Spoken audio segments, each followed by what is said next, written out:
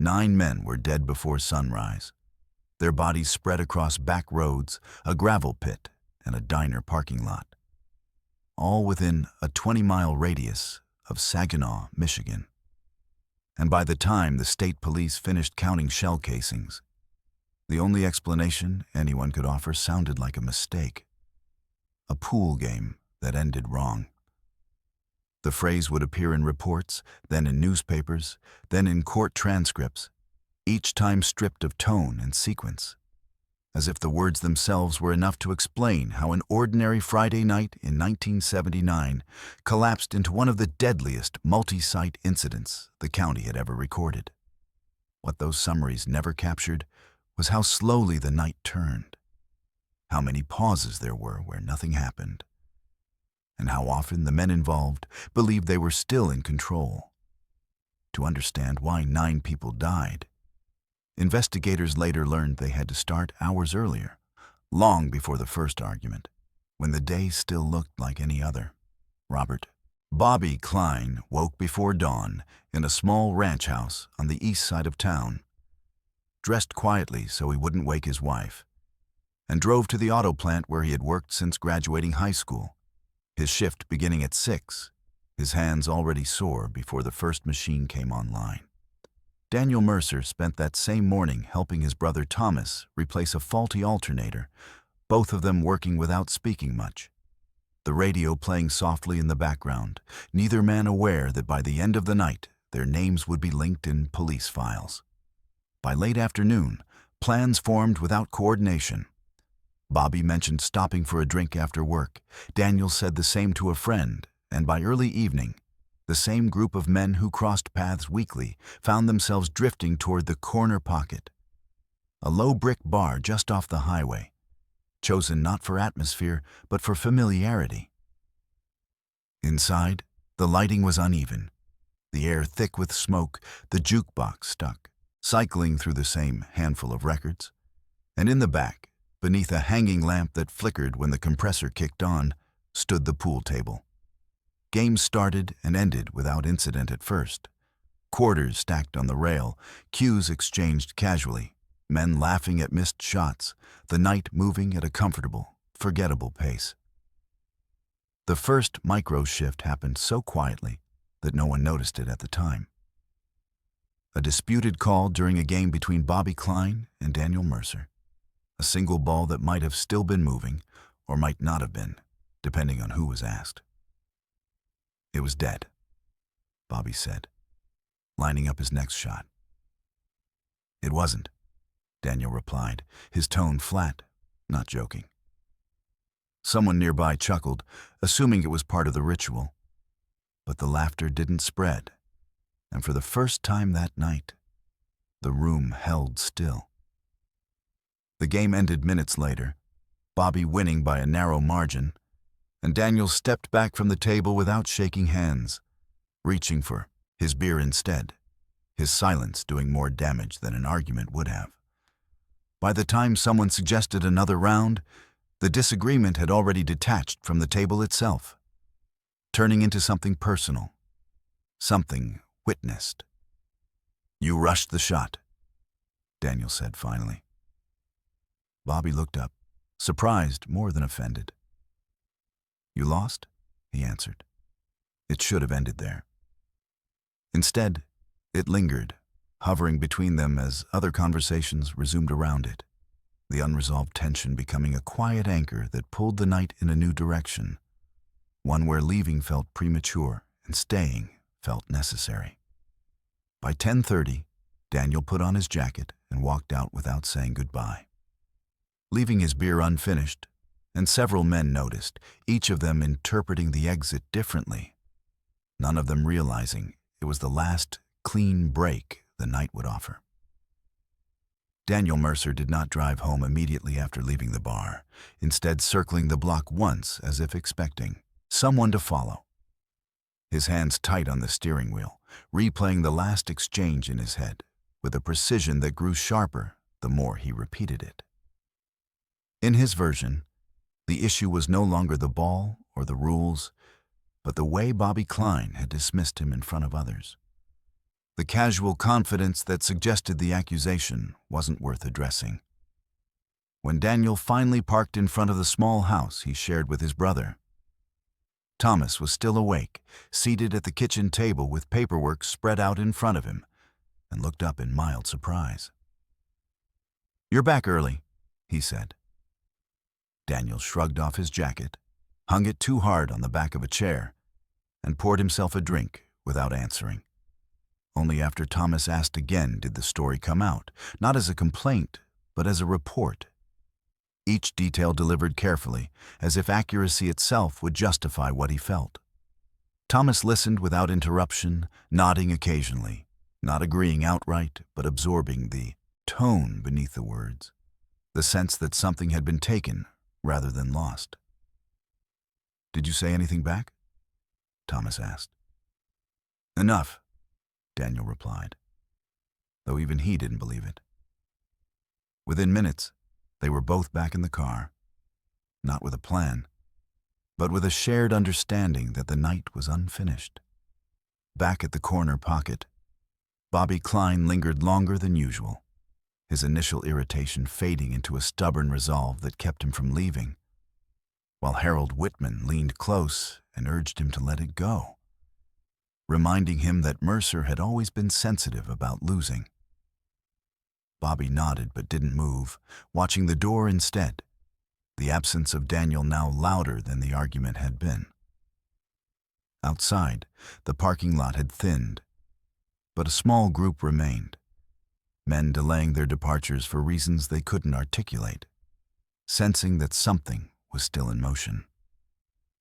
When Daniel's car pulled back onto the street, headlights cutting across the lot, conversations stopped mid-sentence, and several men turned instinctively, as if summoned. The exchange that followed was restrained, voices low, words chosen carefully, the argument now wrapped in the language of clarification rather than accusation. "You want to explain what you meant?" Daniel asked. Bobby answered without stepping closer. "There's nothing to explain." Others drifted nearer, forming a loose semicircle that felt observational rather than confrontational, each man believing his presence might prevent escalation rather than cause it.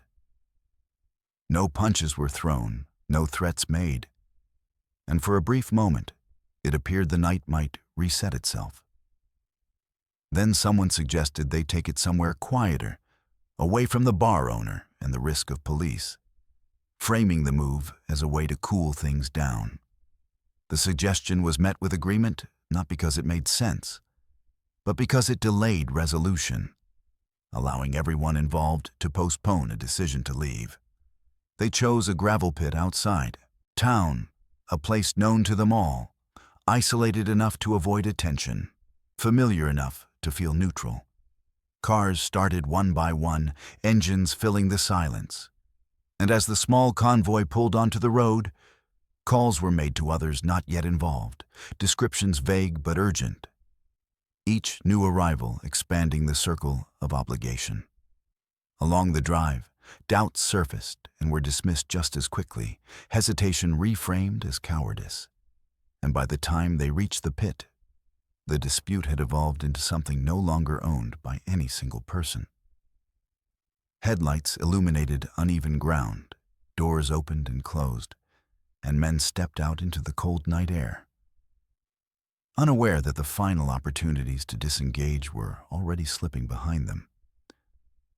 The gravel pit sat lower than the road, a wide scar of pale stone surrounded by trees that absorbed sound. And as the cars rolled in one by one, headlights cut long, uneven shadows across the ground, briefly illuminating faces that looked uncertain rather than angry. For several minutes, nothing happened at all. Men standing apart with hands in pockets, the cold forcing movement in place, conversation limited to fragments that failed to connect. Someone joked about how ridiculous the situation was. Another suggested everyone calm down. And for a moment, it felt like embarrassment might succeed where reason hadn't. Bobby Klein leaned against his car and lit a cigarette, deliberately turning his back on Daniel Mercer, a gesture meant to signal indifference, but interpreted as disrespect by those watching.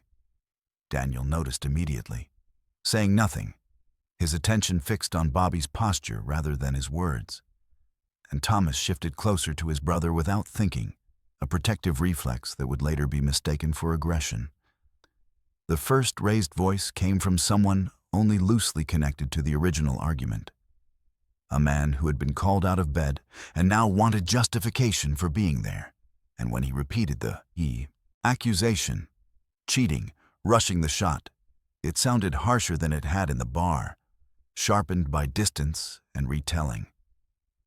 Bobby turned then, cigarette dangling from his fingers. "You weren't even there," he said, his voice steady but loud enough to carry, and the comment landed poorly, reframing the dispute as a question of legitimacy rather than facts. Microhook.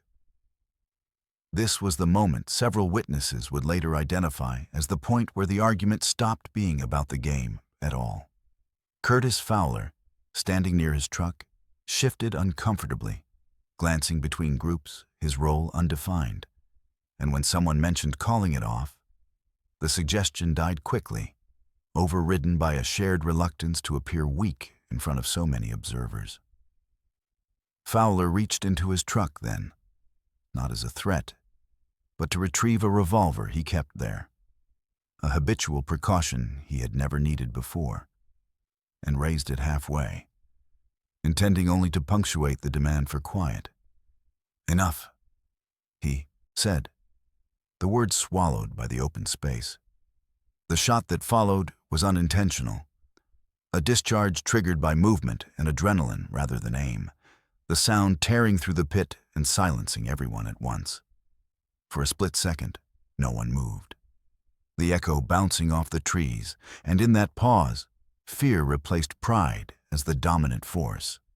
Someone yelled for Fowler to put the gun away. Someone else ran toward a car, and the group fractured into smaller units, acting independently, each convinced they were responding defensively. Bobby felt the impact before he heard the second shot, dropping hard, confused rather than injured, while Harold Whitman dragged him behind a vehicle, shouting for help that no one could organize.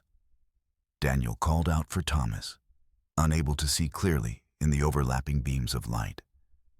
And when Thomas answered from near the tree line, his voice sounded farther away than it should have been. Another weapon appeared, then another, the escalation accelerating, faster than anyone could process. And within moments, the pit transformed from a meeting place into a field of movement and noise. Microhook. Later analysis would show that most of the men who fired did so believing someone else had already escalated beyond control. James O'Neill stumbled near the road, hands outstretched as if trying to steady himself, and fell without understanding why. While Curtis Fowler attempted to retreat, only to be struck as he turned, collapsing beside his open door. When the firing slowed, not by decision, but by depletion and terror, the pit emptied almost as quickly as it had filled. Survivors fleeing in different directions, leaving behind engines running, doors ajar, and bodies positioned mid-movement. By the time police would arrive, guided by distant calls and confused reports, 5 men would already be dead at the scene. And the argument that began inside a bar would still be moving, carried forward by those who believed it wasn't finished yet. The first emergency call reached the dispatcher as a shaky, half-coherent report of shots by the pit, followed by a second call from a different voice insisting it wasn't a pit at all, but the old gravel place off Midland. And by the time the operator tried to pin down an address, the line went dead. On the road above the site, tail lights scattered into the dark like sparks, cars accelerating hard, some without headlights for the first mile, drivers gripping steering wheels with hands that wouldn't stop trembling. Daniel Mercer drove with his jaw clenched and his eyes wide, not looking back. Thomas beside him breathing too fast. Both men speaking in short bursts, that didn't form full explanations. "Did you see who?" Thomas started. "No," Daniel cut him off. "Just drive." Behind them, a second vehicle followed too closely, then backed off, then accelerated again, its driver, Earl Maddox, convinced Daniel had fired the first shot. Convinced because he needed the night to have a single cause he could name. Micro-hook. If Maddox had turned left at the next intersection, 9 men might have lived, and nobody would have remembered the pool game by Sunday. Instead, he stayed behind them, and when Daniel slowed near a farmhouse driveway, instinctively, almost absent-mindedly, as if his body wanted to stop and think, Maddox took it as a sign of guilt, swinging his car across the lane to block them. The confrontation that followed was not dramatic in the way later rumors would describe. It was quick, messy, and driven by misunderstanding.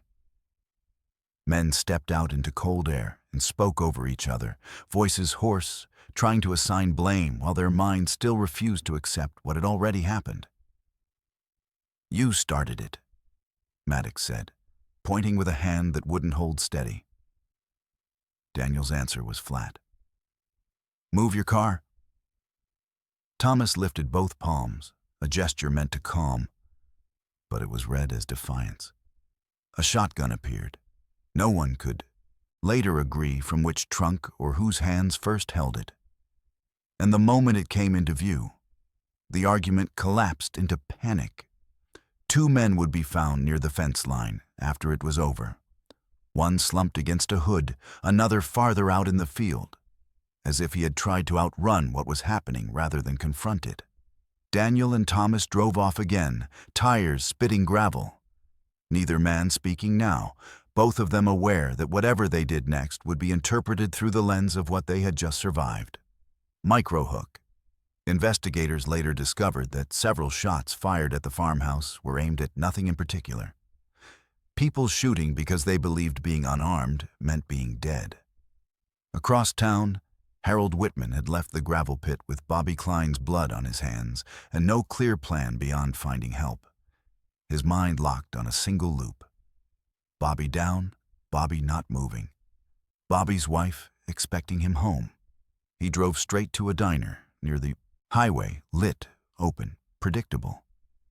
Believing that in a place with witnesses, the night couldn't get worse. Inside, the air smelled of coffee and frying oil, and the bright fluorescent lighting made him feel exposed, as if everyone could see what he'd seen. The waitress looked up as he entered and asked if he was all right. Harold tried to speak, but the words came out fractured. There's been shooting?" he managed. And before he could say where, a patron at the counter turned, recognized him from the corner pocket, and laughed once in disbelief. "You guys still playing tough?" the man said, loud enough to draw eyes. Harold shook his head. "No, it's not." "I heard Klein was running his mouth again," the patron continued, enjoying the attention. And Harold felt something inside him snap. Not anger exactly, but the sudden certainty that nobody here understood the scale of what had happened. He stepped closer, trying to force the stranger to listen, but the movement looked like aggression, and chairs scraped back, people rising, the diner turning from refuge to stage. The struggle that followed lasted seconds, not minutes, and when it ended, another body lay in the parking lot outside, the dispute having traveled into a place defined by neutrality and light. Micro-hook. In court, this death would be argued as the most senseless of the 9, as if the other 8 could be measured differently. By 3:30 a.m., law enforcement units were everywhere and nowhere at once, responding to scattered calls that seemed unrelated until they weren't. The gravel pit, the farmhouse, the diner. Officers arrived at the pit first and found what looked like the aftermath of a small war. Vehicles left running, doors open, shell casings glinting under flashlights. the quiet punctured by the occasional pop of a cooling engine. They called for ambulances, then realized it was too late for most of the men there. And as the scene was secured, radio. Traffic erupted with a new report. Shots fired east of town. Possible victims down by a farm. Troopers rerouted. Deputies set up improvised roadblocks. And a state police supervisor tried to impose order on chaos, demanding names, plate numbers, directions. Anything that could turn panic into a map. Microhook. The investigation's first major break came not from a witness, but from a single abandoned wallet found near the gravel pit, soaked and half covered in dust, linking a dead man to a living one who was still driving in circles, trying to decide whether to surrender or disappear. By the time dawn began to thin the darkness, the night had splintered into paperwork, radio logs, and stretcher movements, the human urgency already being translated into procedure. At the farmhouse east of town, deputies stood in the yard, waiting for state investigators, boots sinking into damp ground, as they marked positions with flags that fluttered slightly in the morning air. The farmer who owned the property sat on his porch wrapped in a blanket, answering questions in short, stunned phrases, repeating that he had heard shouting first, then gunfire, then nothing at all. At the diner, yellow tape went up as early commuters slowed to stare, trying to reconcile the familiar shape of the building with the presence of police lights and a body outline on the asphalt. Microhook. Several witnesses later admitted they initially believed the diner scene was unrelated, unable to accept that one argument could travel that far. At the hospital, emergency room staff moved through a sequence of arrivals that blurred together. Some patients pronounced dead on arrival, others stabilized long enough to answer a few questions before slipping into silence. Bobby Klein was among the first confirmed fatalities, his wife notified just after sunrise by an officer who struggled to explain how a pool game could end in a death notification. "Was it a robbery?" she asked. The officer said no. "Was it a fight?" She tried again. The officer hesitated, then said, "It started as an argument." That phrasing would haunt her long after the case was closed. Daniel Mercer and his brother were stopped at a gas station roadblock shortly after 5 a.m., both men compliant, hands visible, faces drawn tight with exhaustion and disbelief. Thomas was separated immediately, guided toward a patrol car, while Daniel was placed against the hood and searched, neither man resisting, both asking the same question: "Is anyone dead?" No one answered them directly. During initial questioning, Daniel spoke carefully, describing the bar, the argument, the move to the gravel pit, insisting repeatedly that he never intended to escalate anything beyond words. Investigators noted his consistency, but also the way he avoided naming names, as if still protecting the structure of the group even after it had collapsed. Microhook. It would later emerge that several men independently agreed on events that never actually occurred, memories aligning not because they were true, but because they were necessary. Over the next 48 hours, the investigation widened, linking scenes through ballistics, tire impressions, and phone records that showed a web of calls made during the drive to the pit, each one a small decision that compounded the risk. Funerals overlapped that week, services scheduled back-to-back in different churches, families crossing paths in parking lots without speaking, united only by the knowledge that all of their losses traced back to the same night. Newspapers struggled with tone, headlines shrinking as editors realized the story resisted simplification, readers confused by the lack of a single villain. Prosecutors convened meetings that stretched late into the evening, debating charges that fit legal definitions but not emotional ones, aware that no sentence could feel proportional to 9 deaths without a single mastermind. Microhook. One assistant. Prosecutor remarked privately that the case felt less like a crime than a systems failure. a statement that would never appear on record. As weeks turned into months, statements hardened, defenses formed, and the language around the incident shifted from shock to analysis. The original argument over the pool table receding into abstraction, while the consequences remained fixed, immovable, and permanent. As the legal process began to take shape, the question investigators could not escape was not who fired first, but when the night became impossible to stop. Grand jury testimony revealed how differently the same moments were remembered. Men insisting they had heard shots before they ever saw a weapon. Others swearing they drew guns only after believing someone else already had. The absence of a single initiating act complicated everything.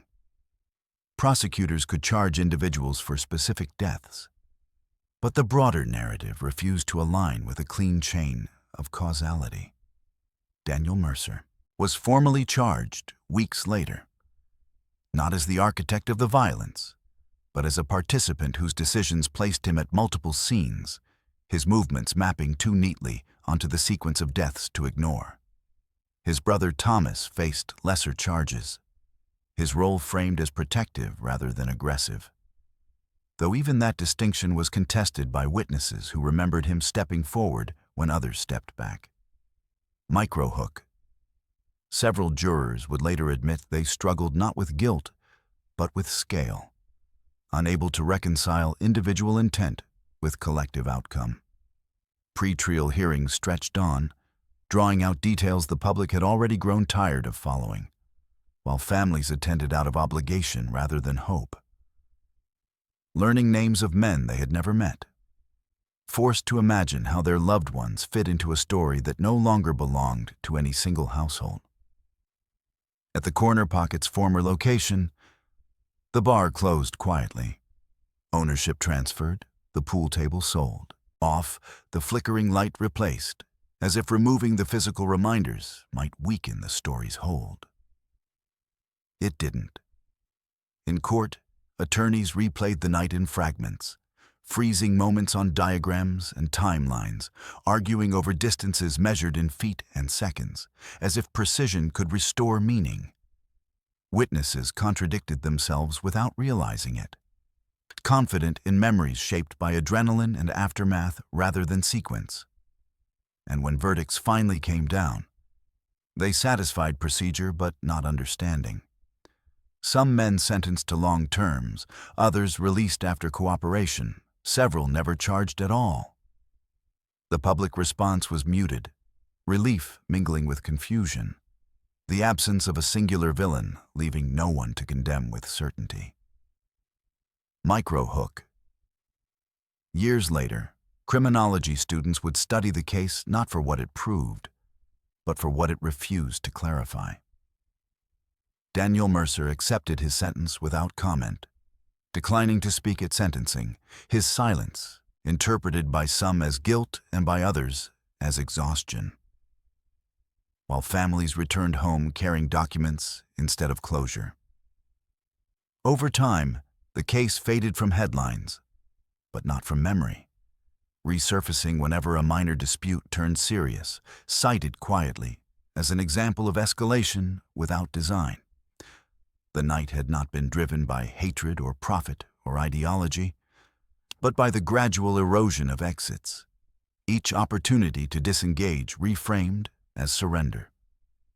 By the time anyone understood what was happening, the argument had become self-sustaining, feeding on movement and fear, until the morning arrived and there was nothing left to argue about. Only the consequences of refusing to let a small thing end. In the years that followed, the case settled into an uncomfortable afterlife. Not fully forgotten, but never fully understood, resurfacing in fragments whenever someone tried to impose a lesson on it. Law enforcement agencies rewrote portions of their training manuals, emphasizing crowd dynamics, alcohol-fueled escalation, and the danger of informal attempts at cooling things down that only displaced conflict rather than resolving it. Officers who had responded that night spoke about it rarely, And when they did, they avoided specifics, focusing instead on the feeling of arriving too late to too many places at once. Micro-hook. One trooper later admitted that the most unsettling part was not the violence itself, but how orderly everything looked by morning, as if the chaos had neatly packed itself away. Daniel Mercer served his sentence quietly, transferred between facilities, his name occasionally surfacing in appeals documents that never reached public attention. When he was released, there were no cameras, no statements, only a brief notice filed with the court indicating a change of residence out of state. Thomas Mercer disappeared even more completely, his involvement fading into footnotes as years passed, his role too ambiguous to anchor a narrative. Families marked anniversaries privately, learning to navigate a shared grief that was complicated by proximity. Some of the men who died had known each other only hours before, yet their families were now permanently linked by the same night. The absence of a single cause made remembrance difficult. Memorials tend to require clarity, and this case offered none. The locations themselves continued their quiet transformations. The gravel pit filled with water and brush, the farmhouse sold to a young couple who never learned why neighbors avoided the property. The diner remodeled until no trace of that night remained. The parking lot that replaced the corner pocket filled and emptied daily, its users unaware that a disagreement once began there and refused to end. Micro-hook. Historians would later note that cases like this rarely survive in public memory because they lack narrative economy. Too many actors, too many sites, no clean arc. Yet among those who studied it closely, the incident persisted as a warning about how ordinary environments can incubate extraordinary outcomes when social cues fail. The pool game itself became almost mythical in retellings, exaggerated or dismissed depending on the speaker, but always present, a symbol of how trivial triggers can unlock disproportionate responses. What the official summaries never fully conveyed was the density of missed opportunities. The unfinished beer, the ignored suggestion to go home, the momentary pauses where no one moved. Each of those moments represented a chance to exit, and each was overridden by the same quiet assumption that staying was safer than leaving, that clarification was better than silence. By the time that assumption collapsed, it did so violently, leaving behind a record that could be cataloged but not resolved. 9 men were dead, not because of a pool game, but because an argument was allowed to migrate, to recruit, and to harden as it moved, until it became something that no one involved could recognize or control. Long after the sentences were served and the files closed, the incident remained quietly embedded in the institutional memory of the county, resurfacing whenever a dispute escalated faster than expected.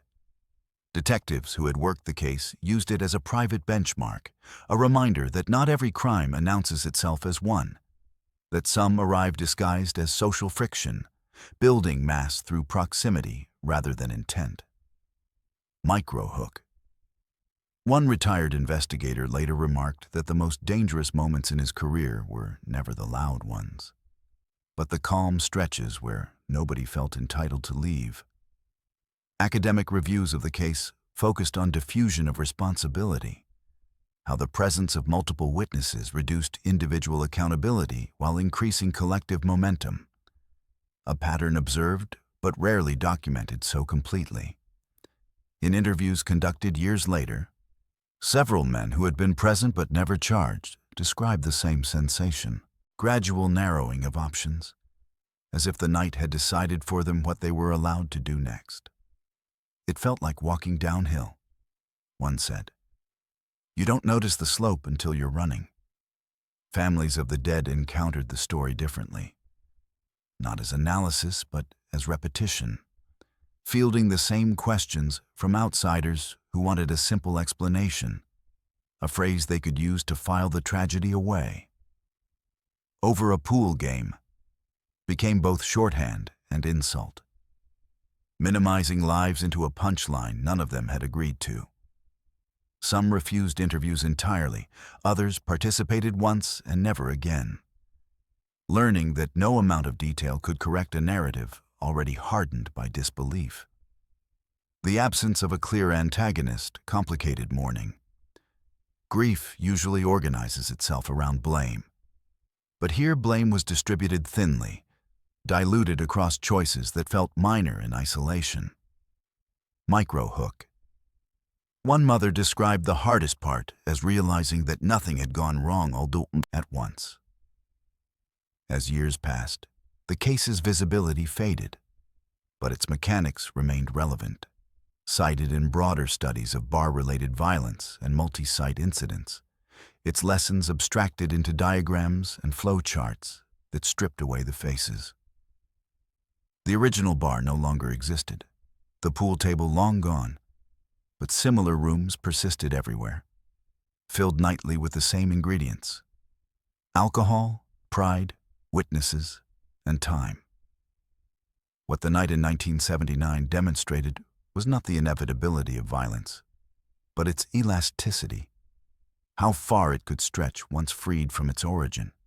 The argument did not end when the game did, or when the bar closed, or when the first shots were fired. It ended only when exhaustion overtook momentum, when there were no participants left who believed resolution was possible.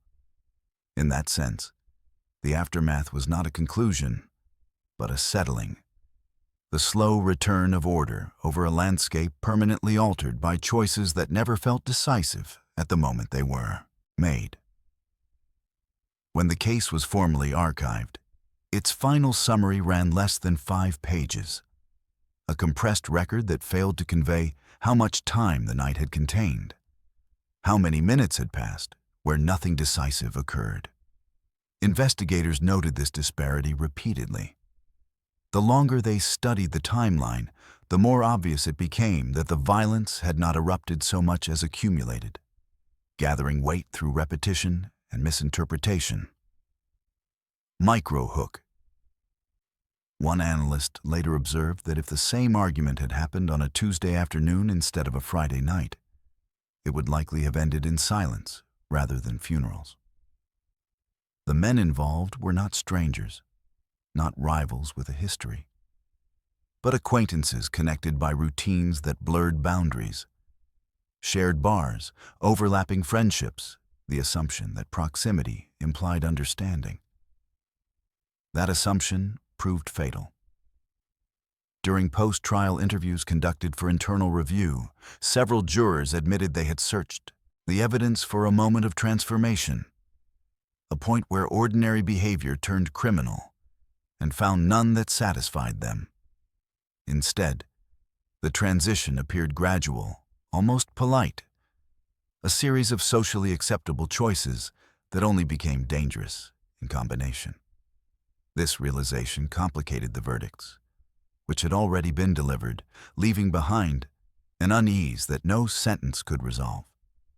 Families attempted to construct narratives that would allow them to move forward, some focusing on individual blame, others on circumstance, many oscillating between the two without finding relief. Public memory did what it often does with such cases.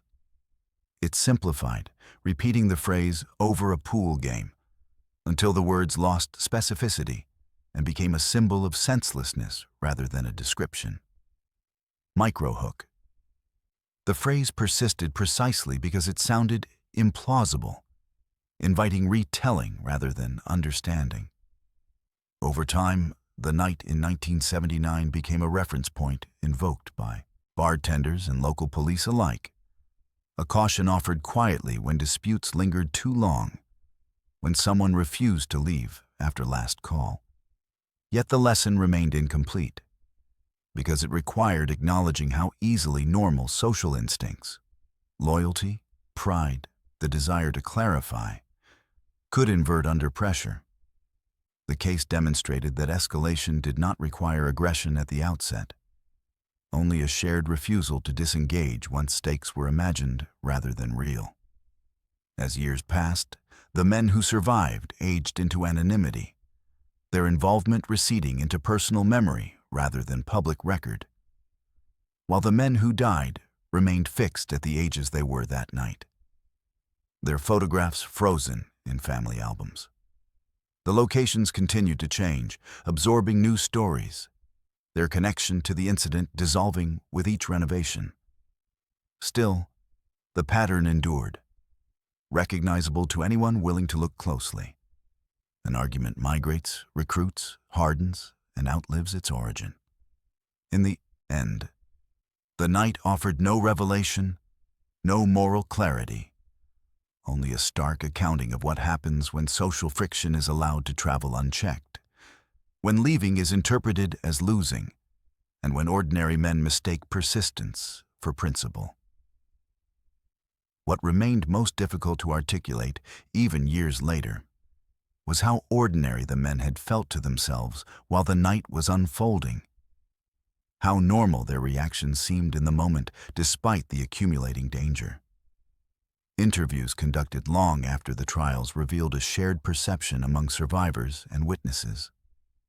No one believed they were crossing a line until they had already crossed it. Each action felt like a response rather than an initiation, each movement justified by the assumption that someone else had already escalated first. Microhook. Psychologists reviewing the case later identified this as the central failure. Not aggression, but misattribution. The belief that responsibility always lay one step ahead. This pattern explained why the argument survived multiple transitions without resolution. From bar to parking lot, from parking lot to gravel pit, from pit to farmhouse, from farmhouse to diner. At each stage, the setting changed, but the social script did not, carrying forward expectations that no longer fit the environment. Alcohol amplified confidence while dulling foresight, but it was not the sole driver. Many of the men involved would later insist they felt unusually clear-headed, focused on correcting a perceived slight rather than provoking violence. That insistence was not a lie so much as a misunderstanding of scale. By the time police interviews began, the language used by participants had already shifted. Verbs softened, intentions narrowed. The night reframed as a sequence of unfortunate coincidences rather than connected choices. Investigators noted how quickly this reframing occurred, how naturally the mind sought distance from consequences it could not integrate. Microhook. 1. Detective remarked that the case taught him to listen less to what people said they meant and more to where they chose to go next. Community reaction followed a similar trajectory, initial shock giving way to a desire for containment, an unspoken agreement to treat the incident as an anomaly rather than a reflection. Local bars quietly adjusted policies, posting new rules, cutting off service earlier, discouraging groups from relocating disputes, changes that acknowledged risk without naming its source. Yet the deeper lesson remained harder to absorb. That escalation thrives on spectatorship, on the presence of others who transform private disagreement into public performance. In the absence of an audience, many conflicts burn out. With one, they acquire momentum. The pool game mattered only because it was witnessed, because losing carried social weight, because silence could be read as concession. By the time the men realized the audience had grown too large to manage, the conflict had become self-propelling, sustained by fear of embarrassment rather than anger. As the years passed, references to the case became increasingly abstract, stripped of names and places, but its mechanics persisted, recognizable in other incidents that followed similar paths. The night in Michigan did not stand apart because it was unique, but because it was complete, unfolding long enough to reveal every stage of escalation in sequence. When studied closely, it offered no mystery, only a clear, unsettling view of how easily ordinary behavior can assemble into catastrophe when exits are ignored and motion is mistaken for progress. As the years widened the distance from that night, the case increasingly functioned as a reference rather than a story, cited without detail. Its complexity flattened into a single cautionary phrase that failed to convey the density of what had occurred. Yet for those who revisited the files in full, the most striking element remained the abundance of normalcy, threaded through every stage. Police logs recorded long gaps between calls, minutes where nothing escalated, where men stood still, talked, hesitated. Micro-hook. One analyst later noted that if time itself could be measured as evidence, these pauses would have been the most incriminating. They represented moments when departure was possible, when nothing compelled anyone to stay except perception. In reconstructing the night, investigators identified at least 11 distinct opportunities where the group fragmented naturally, only to reconverge because individuals interpreted separation as unresolved business rather than closure. This pattern repeated so consistently that it suggested a shared social rule operating beneath conscious thought. Conflicts must be finished, not abandoned. That rule, rarely questioned in everyday life, became lethal when applied to a setting stripped of boundaries and authority. The absence of a formal structure, no referee, no neutral arbiter, meant resolution defaulted to whoever appeared most committed to continuing. That commitment, once visible, pressured others to match it, creating a feedback loop that rewarded persistence over restraint. Micro-hook. Several survivors later admitted they stayed not because they were angry, but because leaving felt like admitting fault and they did not believe they held. In this way, the argument survived its original participants, carried forward by men whose only connection to the pool game was proximity and expectation. By the time weapons appeared, the social momentum had already outpaced individual intent, turning tools into symbols rather than causes. Post-incident interviews revealed that many participants experienced a delayed recognition of danger, describing the early stages as tense but manageable, only realizing the severity once retreat felt impossible. This miscalibration of risk was not unique to this case, but its clarity here made it instructive. Community leaders later attempted to address the incident through public forums and policy discussions. But attendance dwindled quickly, the desire to understand overtaken by the desire to forget. It was easier to treat the night as aberration than as exposure. As memory softened edges, the men involved were gradually reabsorbed into broader narratives. Some as cautionary examples, others as unfortunate footnotes, while the structural dynamics that produced the violence remained largely unexamined. The pool game itself faded into abstraction, no longer a specific sequence of shots, but a shorthand for triviality, its actual details irrelevant to the lesson it came to represent. Yet, in the archived statements, the original disagreement remained precise, a reminder that catastrophe often begins with something small enough to be dismissed. What transformed it was not anger alone, but attention, repetition, and the quiet refusal to disengage. When viewed in full, the night in 1979 offered a complete anatomy of escalation from mild disagreement to irreversible consequence, unfolding not through chaos, but through a series of choices that each felt reasonable at the time. By the time a decade had passed, the incident had become something few people could recount accurately from start to finish. Yet almost everyone in the region recognized it when mentioned. A paradox common to events that resist simple narration. The story survived not as chronology, but as fragments. The bar, the pit, the diner. Each location standing in for an entire phase of escalation that most listeners never fully assembled. Micro-hook. Sociologists later observed that fragmentation itself was part of the harm, because it allowed responsibility to feel diluted rather than shared. In private correspondence between investigators, the case was often referenced as an example of narrative collapse, where the absence of a central villain produced discomfort rather than relief.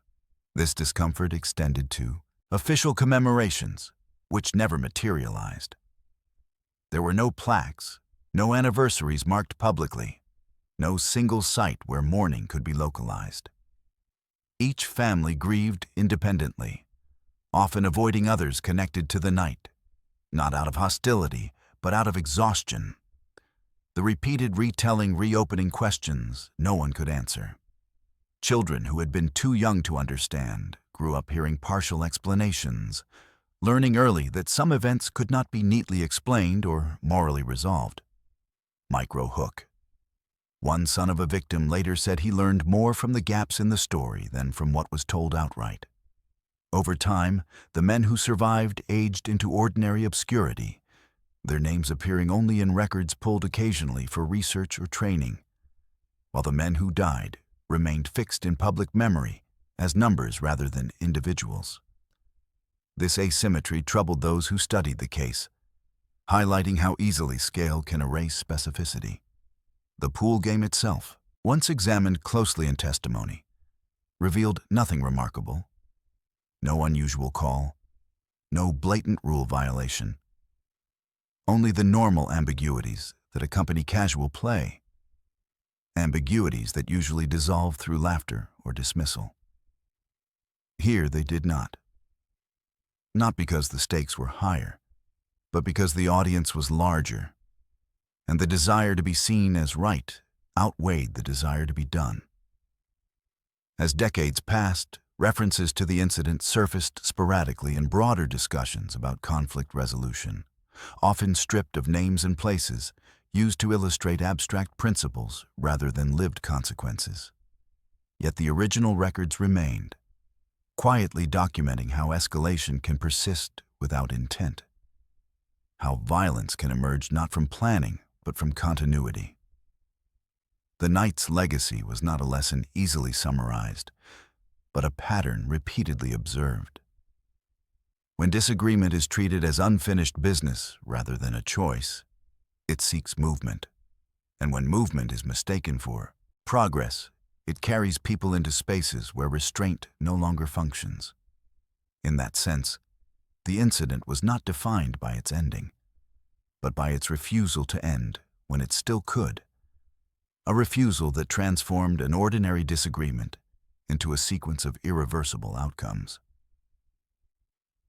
What investigators ultimately documented, though it rarely appeared in summaries, was how the night resisted every conventional category used to explain violence.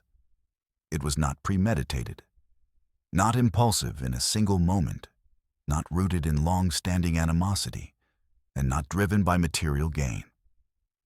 Instead, it unfolded through a process of accumulation, each step too small to feel decisive, each escalation justified by what had come immediately before. Microhook. One internal review described the incident as a continuous argument that never found a stopping condition.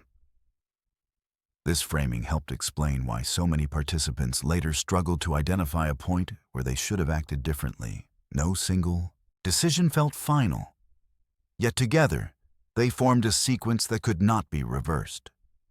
In re-examining the timeline, analysts noted how often authority was deferred rather than sought, how suggestions to involve the bar owner or police were dismissed as premature, how informal negotiation was preferred even as conditions deteriorated. This reliance on peer management reflected a broader social assumption that disputes among adults should be settled privately, without external intervention, a belief that held until it collapsed under its own weight. Alcohol lowered inhibitions, but did not invent motives. It merely accelerated processes already in motion, shortening the distance between thought and action. Microhook. Toxicology reports showed that several men involved were not heavily intoxicated, undermining the narrative that the incident could be explained away as drunken chaos. Community response mirrored this complexity, oscillating between calls for stricter regulation and quiet insistence that the event was anomalous, a tragic outlier rather than a warning. Town meetings were held briefly, attendance dwindled, and the conversation shifted toward more comfortable topics, leaving the deeper dynamics unaddressed. For families, this retreat felt like erasure. A second loss layered atop the first as the public moved on while they remained anchored to a night that refused to resolve. Some sought meaning through advocacy, others through withdrawal, each path shaped by the same unanswered question: how something so minor could produce such finality. Over time, the case's details became less accessible, buried in archives and personal memory. But its structure remained visible to those who studied patterns of escalation elsewhere. Similar incidents appeared across different states, different decades, each one unique in detail but familiar in shape, reinforcing the idea that the Michigan case was not an anomaly, but an extreme illustration. The pool game endured as a symbol precisely because it was unremarkable. A reminder that the triggers most capable of sustaining conflict are often those that seem least important. In the absence of clear thresholds for disengagement, disputes seek momentum rather than resolution, drawing in participants who believe they are merely present until presence itself becomes participation. The night's legacy, then, was not confined to its casualties or court outcomes, but extended into a broader understanding of how violence can emerge from continuity rather than intent, from the simple act of refusing to let something end. In later evaluations, the case was often described as complete, not because it offered answers, but because it exposed every stage of escalation without interruption, a rarity in criminal records. From the first disputed shot on the pool table to the final traffic stop at dawn, the sequence contained no sudden leaps, only gradual transitions that felt, to those inside them, almost reasonable. Microhook. One criminologist noted that the most dangerous conflicts are not the loudest, but the most continuous, because continuity creates the illusion of control. This illusion appeared repeatedly throughout the night. Men believing they were still negotiating, still clarifying, still capable of walking away later, even as conditions deteriorated. The language used in witness statements reflected this belief, filled with conditional phrasing. I thought, I assumed, I didn't realize yet. Each phrase pointed to a future moment of reckoning that never arrived. In reviewing surveillance gaps and response times, investigators found no single failure large enough to explain the outcome, only a series of small delays and assumptions that aligned disastrously. Police were not absent. They were simply elsewhere, responding to calls that had not yet been connected. Bar staff were not negligent. They had seen worse arguments and quietly before. Friends were friends, not indifferent. They stayed precisely because they believed presence prevented harm. Microhook. The case demonstrated how protective instincts can invert under pressure, becoming mechanisms of escalation rather than restraint. As years passed, the incident was cited less for its specifics and more for its structure, its relevance extending beyond its original context. Training seminars referenced it obliquely, avoiding names, focusing instead on diagrams that traced how conflicts migrate when unresolved. Yet something was always lost in translation, because diagrams cannot convey atmosphere, cannot show how normal everything felt until it wasn't. The original participants aged, memories softened, but the emotional geometry of the night remained fixed, a shape that could be recognized even when details faded. For families, the persistence of that shape was a burden, a reminder that the story would always be retold without their consent, simplified to fit attention spans that could not hold its full weight. Some chose to speak anyway, hoping repetition might produce understanding. Others retreated entirely, preserving their own versions in private. The public narrative continued to orbit the same phrase, over a pool game, because it offered a sense of proportion that reality denied. It suggested absurdity, randomness, a break from logic, when in fact the logic was present throughout, operating quietly and continuously. The night did not collapse into violence. It progressed into it, step by step, carried forward by the belief that resolution was still possible just ahead. When examined without the comfort of hindsight, the incident revealed how easily ordinary social mechanisms can fail, not through malice, but through persistence, and how catastrophe can emerge not from chaos, but from the steady refusal to stop moving once the reason for movement has disappeared. What ultimately unsettled those closest to the case was not the violence itself, but how little resistance it encountered once it began to move. Every institution involved, the bar, the group of friends, the responding agencies, functioned within expected norms. Yet those norms proved inadequate when continuity replaced intent as the driving force. Micro-hook. One senior investigator later remarked that nothing about the night violated procedure until procedure itself became irrelevant. The bar followed its rules. Patrons followed social scripts. Police followed call logs. And still the outcome was catastrophic, suggesting that the failure was not individual but structural. This realization complicated public discussion, because structural failures offer no single target for blame, no simple correction. They demand discomfort, a reassessment of assumptions people rely on daily without question.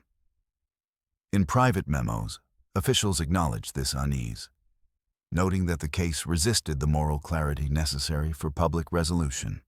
It was easier to let it fade than to confront what it implied about ordinary conflict. Over time, the incident was absorbed into a broader category of unfortunate events, a linguistic softening that reduced its emotional friction while preserving its cautionary utility. Yet for those who examined it closely, the discomfort never fully dissipated.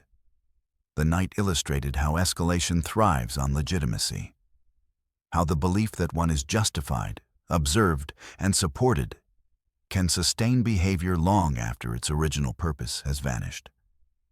Micro-hook. Legitimacy, not anger, proved to be the most durable fuel. Each participant believed their presence was warranted, their actions contextual, their intentions defensible, even as the collective result became indefensible. This mismatch between individual reasoning and group outcome lay at the heart of the tragedy. As the years passed, the men involved became case numbers, then citations, then abstractions, while the environments that shaped their decisions persisted, unchanged, replicated endlessly across towns and decades. Similar bars, similar games, similar arguments unfolded nightly without consequence, reinforcing the illusion that escalation was rare rather than conditional. The Michigan incident stood apart only because it ran its course fully, uninterrupted by chance or authority, revealing the entire mechanism from start to finish. In that sense, it functioned less as an anomaly and more as a complete demonstration, an uncomfortable clarity rarely afforded by real events. The pool game did not matter. What mattered was that it provided a socially acceptable reason to stay engaged, to delay exit, to convert disagreement into obligation. When that obligation traveled, it accumulated weight, drawing in participants who mistook involvement for responsibility. By the time the night ended, responsibility had dissolved into aftermath. leaving behind consequences no one had actively chosen, but everyone had helped create. The story endured not because it was shocking, but because it was recognizable, a mirror held up to everyday conflict and left there long enough to be examined without distortion. In the final accounting, the night resisted closure in the way only certain events do, those that expose mechanisms rather than motives. The official case number was retired, the evidence sealed, but the logic of what happened remained active, resurfacing whenever someone attempted to explain it away as bad luck or coincidence. Microhook. Coincidence implies randomness, yet nothing about the sequence was random once it began. Each step followed naturally from the one before it, governed by expectations so familiar they went unchallenged. The men involved did not wake up intending harm. They woke into routines that felt stable, predictable, safe. Those routines included the bar, the game, the understanding that disputes were to be addressed, not abandoned. When the first disagreement surfaced, it activated those routines, automatically carrying the participants forward without requiring conscious escalation. This automation of behavior, social reflex rather than deliberate choice, proved to be the most dangerous element of the night. In post-incident analysis, experts noted how often the participants described feeling carried rather than choosing, as if the night had momentum independent of individual will. That perception was not entirely false. Once enough people commit to continuity, stopping requires more effort than continuing. Microhook. Disengagement demands justification, while escalation often does not. This imbalance explained why suggestions to leave felt socially costly, while staying felt neutral, even responsible. The case demonstrated how easily groups can mistake persistence for stability, interpreting motion as control rather than loss of it. As years passed, attempts to extract meaning from the incident oscillated between fatalism and prevention, some concluding that nothing could have stopped it, others insisting that small interventions might have altered the outcome. Both perspectives missed the central point. The night did not require a dramatic interruption to change course, only a collective acceptance that not every disagreement demands resolution. That acceptance never arrived. Instead, each transition reinforced the belief that the matter was still active, still open, still owed an ending. When weapons entered the equation, they did not change the direction of the conflict so much as accelerate it, compressing what might have taken hours into minutes. Yet even then, participants continued to frame their actions as responsive rather than initiatory, clinging to the idea that control remained possible just ahead. In this way, the night revealed a paradox at the heart of many social conflicts. The desire to resolve can be more dangerous than the willingness to let go. By the time resolution becomes impossible, the mechanisms that sustain the conflict are already invisible to those inside it. What remains afterward is not clarity, but aftermath. Documents, verdicts, memories that refuse alignment. The Michigan case endures because it exposes this paradox without interruption, showing how ordinary environments can incubate extraordinary outcomes when continuity is mistaken for necessity. It offers no comfort, no clear moral boundary, only a precise illustration of how escalation can emerge from familiarity itself, and why the most effective intervention is often the one least considered. The decision to stop while stopping still feels unnecessary. What remained after everything else faded was a silence that resisted interpretation. A silence not of shock, but of unresolved familiarity. The men who survived rarely spoke publicly, and when they did, their accounts lacked drama, stripped of anger, delivered with the flatness of people who had spent years circling the same memories without finding a way out. Microhook, several described. The night not as frightening, but as confusing. A sequence of moments that never announced their importance until they were already gone.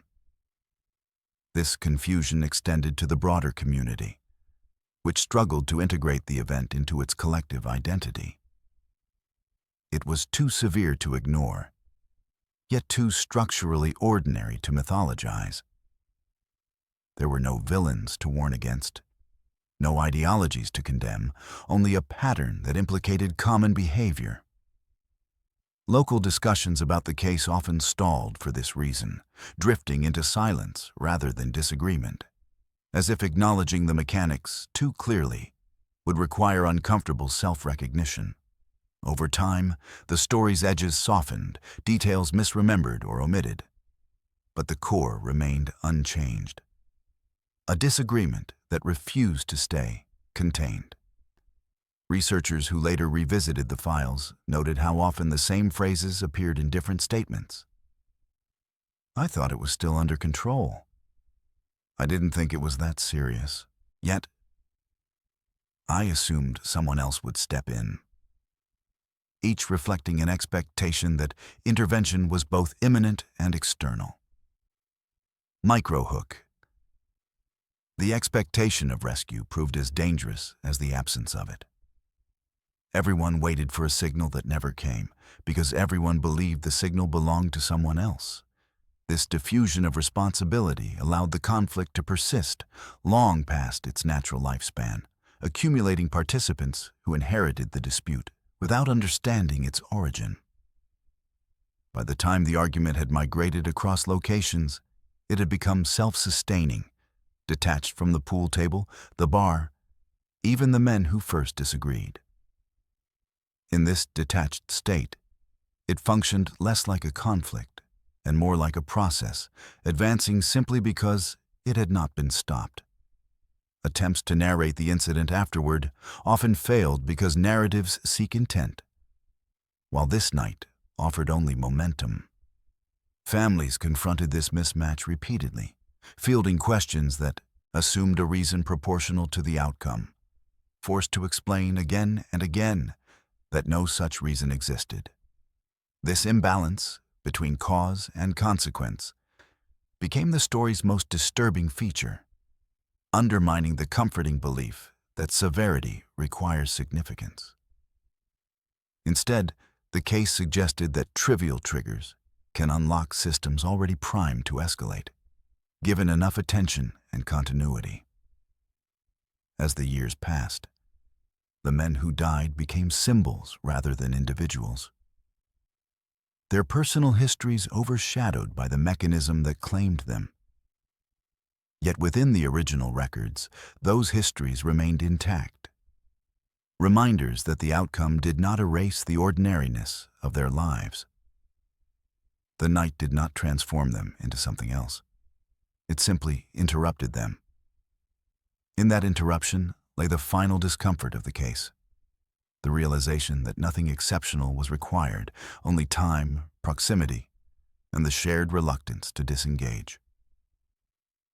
In the end, the night left behind no lesson that could be neatly framed, only a record of continuity mistaken for necessity.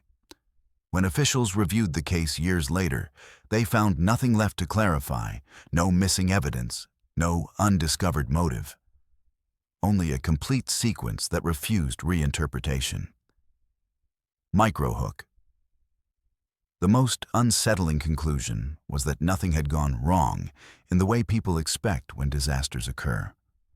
The systems functioned, the social rules held, and still the outcome was catastrophic.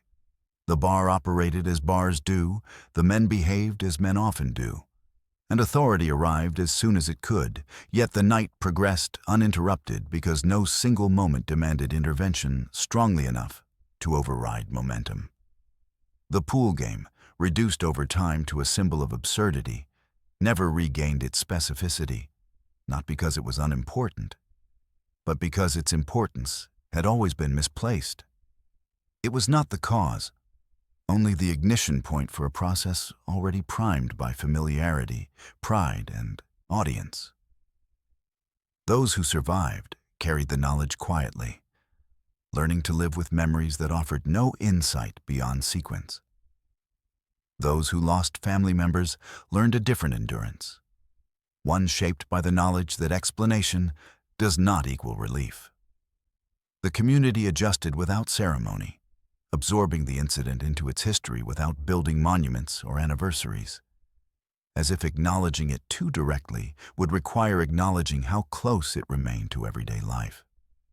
Over time, the case ceased to shock and began to instruct, not through spectacle, but through recognition. It showed how escalation can exist without hatred, how violence can emerge without planning, and how the desire to resolve can become indistinguishable from the refusal to stop. The men who died did not share a destiny. They shared a process, one that accepted them incrementally until there was no space left to step out. When the sun rose that morning, it did so over ordinary roads and familiar buildings, the environment unchanged, the consequences already fixed. Reports were written, verdicts delivered, files archived, and language did what it always does: compressed complexity into something repeatable. Over a pool game, the summaries would say, and the phrase would persist because it sounded impossible, because it resisted belief, because it allowed distance. But the truth required no disbelief, only attention. The night did not unfold because of chaos, but because order continued where it should have ended. And once that continuation was complete, there was nothing left to add, only the quiet certainty that the smallest disputes can become irreversible when no one is willing to let them end. Years later, when the case was occasionally revisited by journalists or researchers, it was often framed as an outlier, a statistical anomaly produced by a rare convergence of factors. Yet those who examined it closely understood that its rarity came not from uniqueness, but from completeness. Most conflicts fracture or burn out before revealing their full structure.